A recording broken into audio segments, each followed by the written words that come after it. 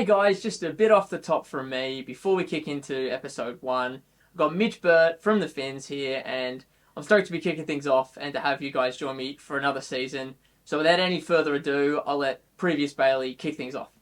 I'm here with someone, a mate of mine from the Sunny Coast music scene.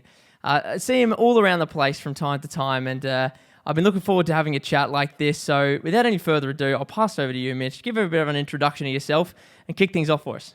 Yeah, sure, no worries. My name's Mitchell Burt, and I sing and play guitar in a band called the Finns. We've been playing since 2019, and I guess pretty much I've always kind of played music, and I guess I kind of got more into music in my later years, like a bit more professionally than anything. I guess since starting the band and stuff, I do it full time. Well, I'll go back to the origins. Where did things sort of kick off for you? Were you brought up in a very musical household? Was it just sort of part and parcel, or were you a bit of a black sheep that went, I want to do this because I find it fun? My family are really like just into music, like really like listening to music and stuff. And my dad, he played guitar, so he still plays guitar here and there, but he, I think, initially got me into it, but he plays more like kind of bluesy kind of stuff. So more like kind of like Robert Johnson and I guess Rolling Stones and like Muddy Waters and that kind of stuff. And that was his style. So that's what I was like kind of originally like introduced to. But it kind of just started from there. Where did your sort of direction go next from there with, bands and stuff like that? Were you always sort of leading the charge going, hey, I think I've written some original music, or were you sort of asked, hey, would you like to do something? Or did you sort of just keep to yourself a little bit in the like high school period? During high school, I was more into doing like musical theatre and acting and stuff. That was kind of my that's what I was into at the time. And so I've always kind of had music in the background kind of thing, but I think around maybe year 11 or year 12, I got more into doing music. But throughout, I was actually drumming when I was in high school, and that stuff, I was doing a lot more heavier stuff with a double kick pedal and stuff.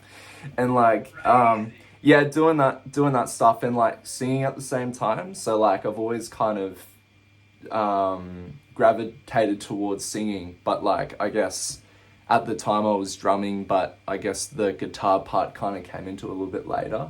Yeah, I suppose anyone who's seen the Finns play will know that you do, and I've always noticed from the beginning, you do play the guitar and sing as if they are mutually exclusive, and you are not needing to pay attention to either.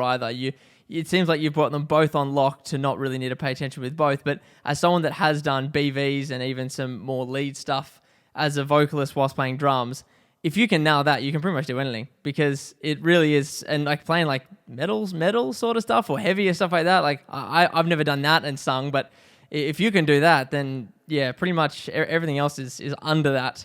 I don't think I was doing the screamo kind of stuff, because we're doing there was two of my mates and myself, and we did I guess we did covers of Blink-182 and Metallica and stuff like that.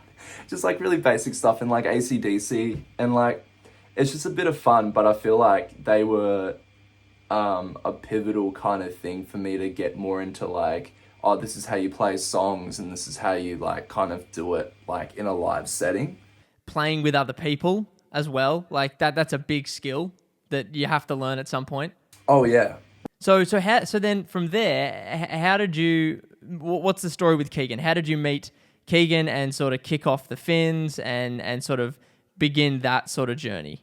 I used to live with the original guitarist, Joe. We lived together, and we'd always talk about starting a band, and we'd write songs here and there, whatnot. And so we thought, let's get a band together. And so what we did was we put out an ad on Facebook to one of the I think Sunshine Coast musician page kind of thing, and just looking for a bassist, and Keegan answered the call, and we just kind of had a jam with him, and our influences matched his as well, and we just like gelled, not just as like musos, but as people as well, and I think that's really important. Yeah, because in the scheme of things, like, especially if you're going to take it on the road and things like that, you want to play a 45-minute set. That's 45 minutes, but there's a lot more that's not the 45 minutes where where you're not playing music, and you have to be a good hang. You know, being a good hang is a large portion of it. Yeah, 100%. Yeah, and like good humor as well. I feel like that kind of keeps it like just fresh.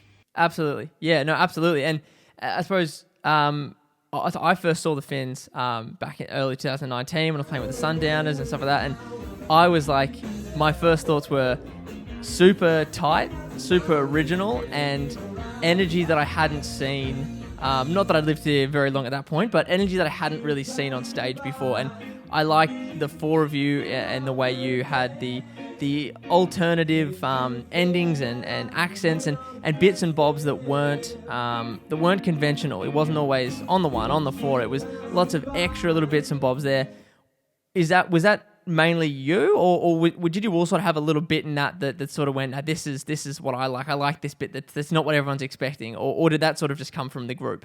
Originally, when we first started out, like I had all the concepts for the songs, and then I guess I brought it to the band, and then we've just kind of put our heads together and just been like, how can we kind of sort this out in a live setting? And it's just kind of like evolved from there as well. So like, I guess the finished product is my original kind of idea, but also like bringing in also other ideas, and it just like the final product is just this like really interesting collaboration, which like I love, and I feel like it even sounds better than the original idea I had. So it's always like it's always gaining something, which is awesome, you know? Yeah, and that's the joys of any sort of collaborative space where you can you can bring together everyone's little bit, so to speak, off an idea and mold it into often something completely different and really exciting. In your own songwriting, when did you sort of get to a point where you're like, hey, I think this, as well as, you know, the other stuff you're on the side, you know, playing at cafes and bars, stuff like that, you went, I can do this. I want to do just this. When did sort of that thing from fun to professional and wanting to take it all the way sort of change for you? I've always had like a bit of a affinity for performing, and so I've always kind of gravitated towards, I guess that's where like the musical theatre aspect kind of thing came in. But then I guess probably I wanted to properly want to do it and give it like a red hot go. It would have been like maybe like 2017 or something like that. I think I was working at Soul Bar then, so I was always like around live music all the time, and I'd always kind of like see bands play, and like, you know, it gave me a bit of like it was a, I don't know, like good homework to see like what works and like even what doesn't work on stage, and you kind of like cultivate this kind of thing of like, okay, this is what they do, and like just learning, just like observing and learning, even though I was working, but I still got to enjoy like a lot of music that came through, which was like awesome. And I suppose that's a big thing, working in a place like Soul Bar. And everyone's got their institutional watering hole, for their own city. But having something like that where you can just sort of look at and you see everything from first goes on a Wednesday open mic to really polished stuff that sells out Soul Bar in 24 hours when the tickets go live, and you get to see the whole spectrum and sort of see, wow, this razzed the audience, you know, this just didn't hit the mark and things like that, and being able to go, oh, this isn't just like, oh, I do drinks or whatever at this venue that'd be lovely to play at. It's like I can translate that into my own live show and see how it resonates in this exact space. So it gives you even more of a hands-on sort of view, I guess, of what it's like, and you'd attest to the fact that Soul Bar is an awesome place to play anyway. So I suppose it really helps, your own creativity as well. Oh yeah, definitely. I think it helped a lot, kind of establish myself with like even before I even started like performing and playing live, like I kind of had an idea of like what I wanted to do even before starting, like, which is interesting because I guess people kind of try to figure it out along the way, but I guess it was, what I did was kind of a bit premeditated. There's certainly an element of spontaneity, which is always helpful, but there's always the adage of those that fail to plan to fail. So having a little bit extra under your wing, a little bit of research, a little bit of homework, as you say, is never goes unnoticed. Things like that. Recently, you got quite the slot with the band. To tell us about your most recent gig at Kings Beach Tavern that you opened for. Oh yeah, so we opened for Pete Murray, which was pretty cool. I'm kind of still in a bit of like, oh, this kind of happened moment, like, because I guess it's just one of those opportunities that you get along the way. And like, I remember listening to like Pete when I was like 10 and stuff. And so like, even not just playing on the same kind of like lineup with him, but even just like chatting with him and stuff, I was just kind of like, this is just such a interesting kind of, quite surreal. Yeah, surreal as, but everyone's people at the end of the day. But like, he was really down to earth and he was a really chill dude. So I feel like that helped kind of, it just helped the night as well and just made it like, yeah, just fun. It just made it fun.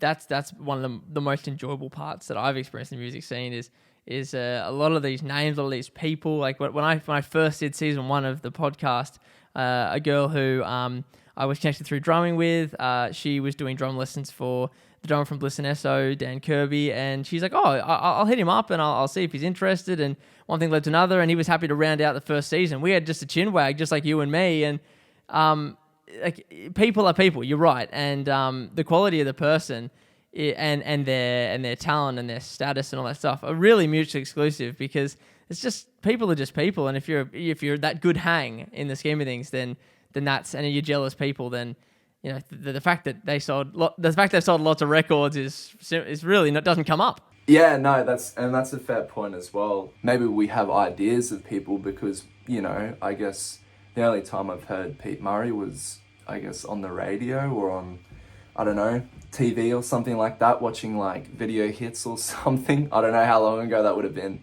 And so like, putting a picture and like a face to the person and like actually like connecting with them, you just realize like how, I don't know, just how nice it is just to connect with people, even though we have maybe like a preconceived idea of something, and it's just good to just like a good reminder. I like that, especially when it's happening like locally, like the venues and stuff that we do still have on the coast, and these opportunities, they do come up, and I feel like it's I've noticed it more that people are like, yeah, we'll open with whoever the local talent is.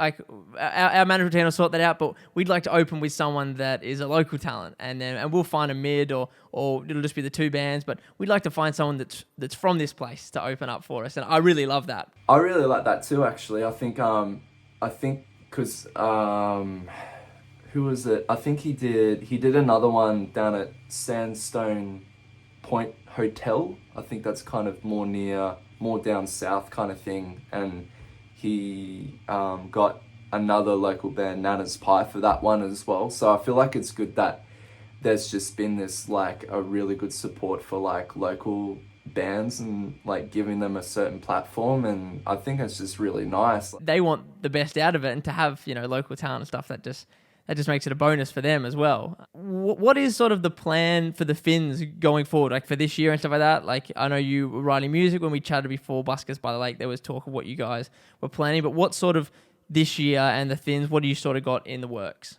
We've got so at the moment where we've just finished off, or we're just kind of working out what we kind of want to finish off and add to it even, but it's just like a new single, which is pretty exciting as well. And we'll probably we'll have shoot a music video for that as well, and then we'll probably do a tour and I think we might try to play different I guess, different states that we haven't played before, like playing in Victoria or like New South Wales or that kind of thing, and just kind of stretching it out and just building it up, you know, as much as possible, and just seeing where we can go with it. So yeah. That's super exciting. That's always a bit of fun, like to just see what happens, I guess, and try some things, see what works, and like, and you've got the support of good people and good songs and stuff like that. So in scheme of things, the music side's that's on lock. So it's, you know that you'll put on a good show. It's more that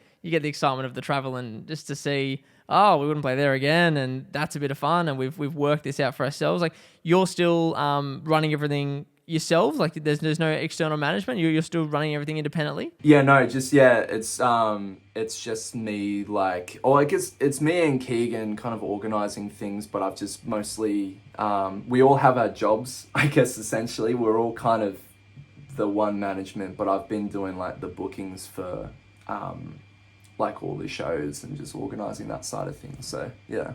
Yeah, having everyone have their jobs is it just makes things run far more smoothly. There's like a Parkway Drive documentary. It's really interesting. Like, I hadn't listened to Parkway Drive probably since high school, but they're mostly all like independent, essentially. Like, I think the drummer even manages them, and then one of the other members does like all the tour managing, and like they kind of all do it themselves. Like, it's really interesting, and all the money they make from it, they put back into it for the next tour. And it's just really, I don't know, there's no one way of doing it. And if you can juggle it, you know, you can, you know, pull it off that way. That's totally true. And like, I suppose a lot of people say, you know, don't get into business with family and stuff like that. But being in a band, the business becomes the family. Yeah, true. For some people, it works. Like, it literally works. Like, that's a great example. They're not a small band, and that just works. And I guess a lot of people go into doing booking agency and do all that stuff, but it's just interesting to see like a band with that kind of, I guess, esteem, still kind of doing things for themselves. It's just kind of like, well, you know, it's just cool to see. Yeah, there's no when you get this many Instagram followers, you have to do this, or when you get to this status and, well, it's your second single, if you want to be taken seriously, you have to do this. There's these sorts of things pop up, and sometimes, yeah, you just sort of go to your own devices sort of thing and make it up yourself. And playing and rolling that way is often half the fun. Yeah, exactly. And it's just like, I guess there's always going to be a surprise element to it. Like, I guess, for example, like with the Pete Murray gig, like I didn't approach anyone for it. Like, I just got a text one morning saying like, hey, do you want to open for Pete Murray? I'm like, yeah, okay. Like, just randomly, just out of the blue. And like, it's just like stuff like that happens as well. But I feel like as well, there's like that old saying that goes with like luck can be, what is it? Is it preparation meets opportunity or something like that? Yeah. Oh, yeah. Luck is just, you know, preparation and opportunity. So you haven't necessarily gone, I did X, Y, Z, and then this is the result. But you've got the quality product, you've got a following, you've got the availability, and then someone has gone, I'm in. Yeah, exactly. Yeah. And like, and that can be the side of it too. I guess like there's other sides of it where you know, working a lot towards something, and fair enough, you know, and you get results in different ways as well. But sometimes things can just, you know, like manifest to you like just straight, like in a weird way. And you always got to kind of be open to that as well, because you never know what's around the corner as well. Absolutely. And I suppose thinking about that, considering the last few years, what are your sort of personal ambitions musically or otherwise? Like, where's your direction sort of? I guess like with COVID, that I guess is always interesting for everyone who kind of went through it as well. And you know, there's a lot of cool bands that were like pre-COVID that I thought were pretty mint, and then they just haven't come back from it. Like, something might have happened and but like, you know, it's only Keegan and I from like the original kind of group as well, and like I guess other things have happened around that. Like our original guitarist had a kid as well, which is awesome and stuff, and you know, which is a beautiful thing. Life does get in the way. So it's like, what are your sort of personal ambitions? I guess evolve, not just musically, but also as a person. And I guess to try different things as well that may not be the conventional thing to do. And I feel like I just want to try a handful of things. I just want to,